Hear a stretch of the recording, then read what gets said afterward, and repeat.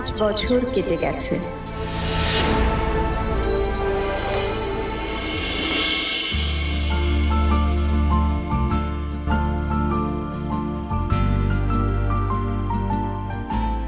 ঘুম ভালো হচ্ছে তো? ওষুধটা মনে করে খাবে, নাহলে প্রেশারটা বেড়ে যাবে।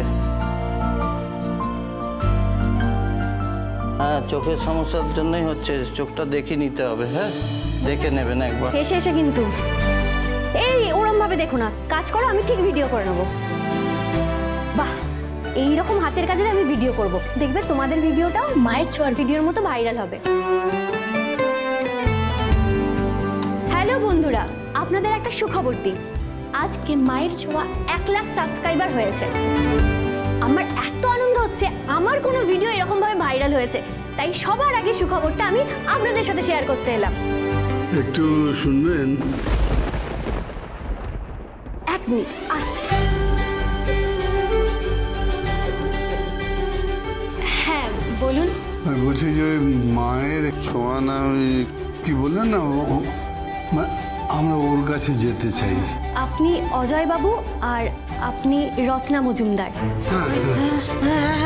হ্যাঁ, আমরা শুনলাম আমাদের মেয়ে এখানে কোথাও আছে, সেই খবর পেয়ে এসেছি। হ্যাঁ, আমি অনেক সোর্স লাগিয়ে আপনাদের খোঁজ পেয়েছি। ও কোথায়? দীপা, তুমি আমাদের ওর কাছে নিয়ে চলো। হ্যাঁ, তবে আপনাদের কতগুলো কথা বলে দিই, উনি এমনিতে কারোর সঙ্গে দেখা করেন না। কিন্তু তুমি তো গেছিলে ওর কাছে মা। হ্যাঁ, কিন্তু আমি শুধু ওনার হাত আর কাজের ছবি তোলার পারমিশন পেয়েছিলাম। উনি এখন আর বেশি কথা বলেন না, নিজের মতো কাজ করেন। খাবারের সাথে একটা ফুলের আর্ট বানিয়ে দেয়, ওটা যে কি মন ভালো করে দেয়, সত্যি উনি অ্যামেজিং। বাচ্চাদের জন্য খাবার পারেন, কিন্তু একটা টাকাও নেন না। দীপা, ও আমাদের দীপাই। বহুদিন ধরে অসুস্থ ছিলেন আমি জানি, ডক্টররা বলছেন উনি এখন সুস্থ, কিন্তু আমি যতটা বুঝেছি এখান থেকে বেরোনোটা ওনার খুব দরকার। কিন্তু উনি নিজেই এই অন্ধকার থেকে বেরোবেন না, তবে চাইলে কিন্তু সুযোগ আছে। মানে?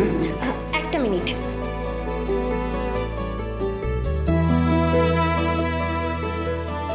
এই যে এটা হলো ওনার অ্যাপয়েন্টমেন্ট লেটার, দেখুন যদি রাজি করাতে পারেন। ওকে কোথায় পাবো? ওই দিক দিয়ে ডান দিকটায় চলে যান। ধন্যবাদ। ধন্যবাদ। Hello guys, I am coming back.